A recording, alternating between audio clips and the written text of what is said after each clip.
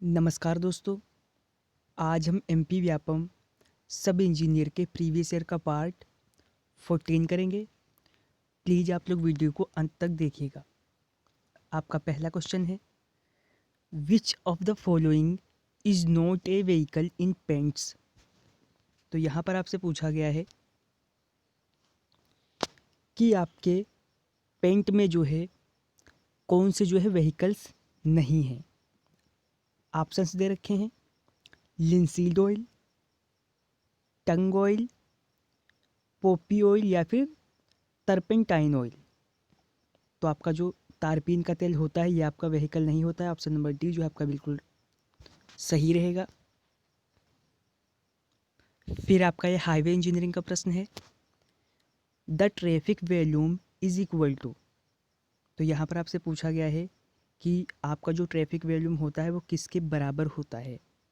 आपको ऑप्शंस दे रखे हैं, traffic density into traffic speed, या फिर ट्रैफिक डेंसिटी अपान ट्रैफिक स्पीड, या फिर ट्रैफिक स्पीड अपान ट्रैफिक डेंसिटी। तो आपका ऑप्शन नंबर ए जो है बिल्कुल राइट रहेगा। आपके जो ट्रैफिक का वॉल्यूम होता है वो किसके बराबर होता है, traffic density into traffic speed के। अगला आपका सर्वे इंजीनियरिंग से प्रश्न है, the theodolite the telescope which is reversed is also known as. तो यहाँ पर आपसे पूछा गया है कि आपकी थियोडोलाइट में जो रिवर्स टेलीस्कोप होती है उसे और किस नाम से जाना जाता है। फेस लेफ्ट ऑब्जर्वेशन के नाम से, बबल अप के नाम से, बबल डाउन के नाम से, या फिर लाइन ऑफ कोलिमेशन के नाम से। तो आपकी जो रिवर्स टेलीस्कोप होती है उसे किस नाम से जाना जाता है, बबल डाउन के नाम से। ऑप्शन नंबर सी जो है आपका बिल्कुल राइट रहेगा। नेक्स्ट क्वेश्चन है, all columns shall be designed for a minimum eccentricity of. तो यहाँ पर आपसे पूछा गया है कि सभी कॉलमों को मिनिमम इसेंट्रिसिटी जो है के लिए डिज़ाइन करना चाहिए। फिर आपको ऑप्शंस दे रखे हैं, 25 mm, 20 mm, 30 mm, या फिर अनसपोर्टेड लेंथ का जो है 500। तो कितने के लिए डिज़ाइन करना चाहिए, 20 mm तक के। ऑप्शन नंबर बी जो है आपका बिल्कुल राइट रहेगा। अगला आपका पब्लिक हेल्थ इंजीनियरिंग से प्रश्न है, in distribution pipes air valve are provided at. तो यहाँ पर आपसे पूछा गया है कि आपके डिस्ट्रीब्यूशन पाइप में जो एयर वाल्व होते हैं वो कहाँ पर लगाए जाते हैं,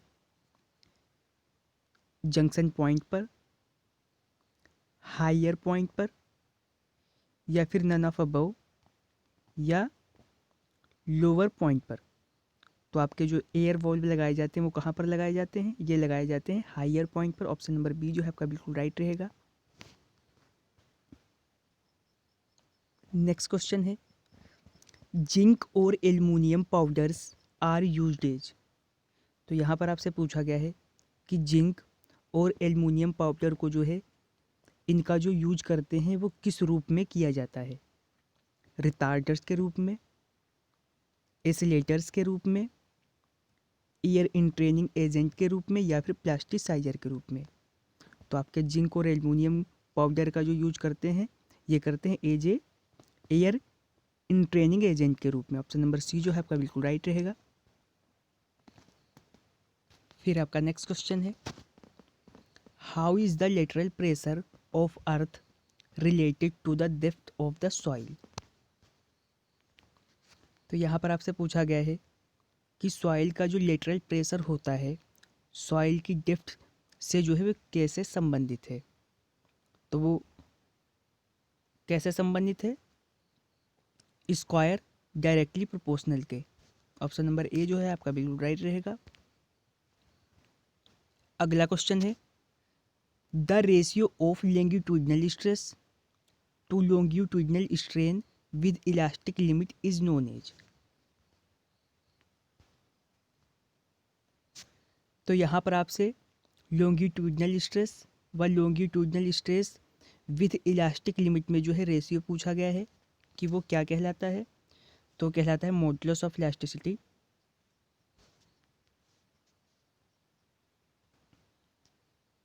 अगला क्वेश्चन है which type of hydraulic machine is widely use in duck for loading and unloading ships. तो यहाँ पर आपसे पूछा गया है कि वो किस प्रकार की जो है हाइड्रोलिक मशीन का जो है यूज बंदरगाहों पर व्यापक रूप से जहाज़ों में जो है लोडिंग व अनलोडिंग के लिए किया जाता है। तो किसका किया जाता है, हाइड्रोलिक क्रेन का, या स्प्रेक फिटिंग का, या हाइड्रोलिक इंटेंसिफायर का, या फिर हाइड्रोलिक अकोमोडेटर्स का। तो किसका यूज किया जाता है, हाइड्रोलिक क्रेन का। ऑप्शन नंबर ए जो है आपका बिल्कुल राइट रहेगा। नेक्स्ट क्वेश्चन है बैंक स्टोरेज इन ए डैम रिजर्वायर।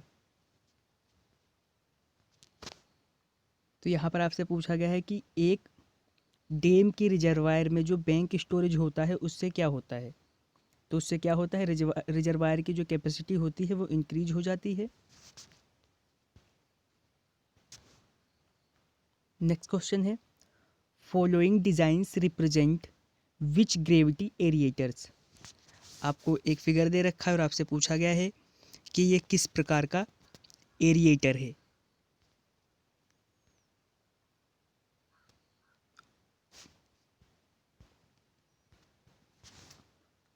आपको ऑप्शंस दे रखे हैं टावर एरिएटर, कैस्केड एरिएटर, इंक्लाइंड एरिएटर, या फिर स्टेक ऑफ परफोर्टेड पेंस।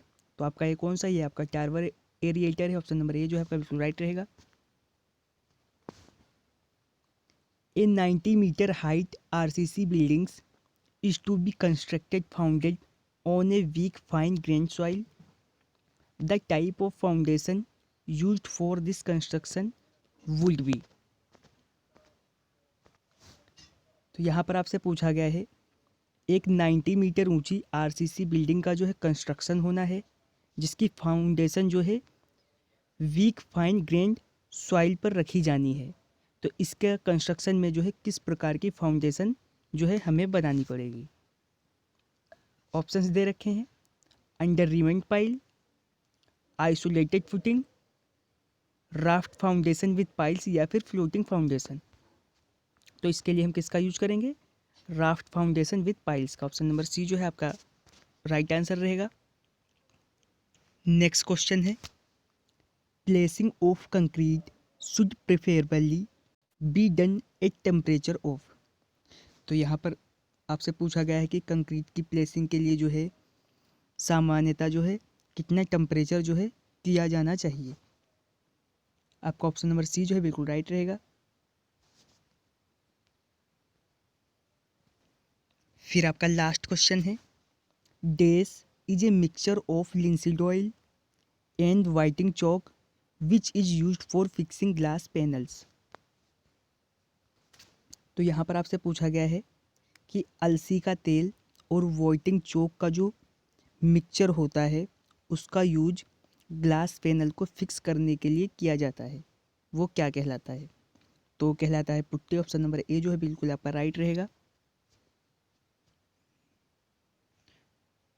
आज हमने एमपी व्यापम सब इंजीनियर के प्रीवियस ईयर का पार्ट जो है 14 जो है आज कंप्लीट कर लिया है। बाकी के पार्ट्स आपको वीडियो प्लेलिस्ट में मिल जाएंगे।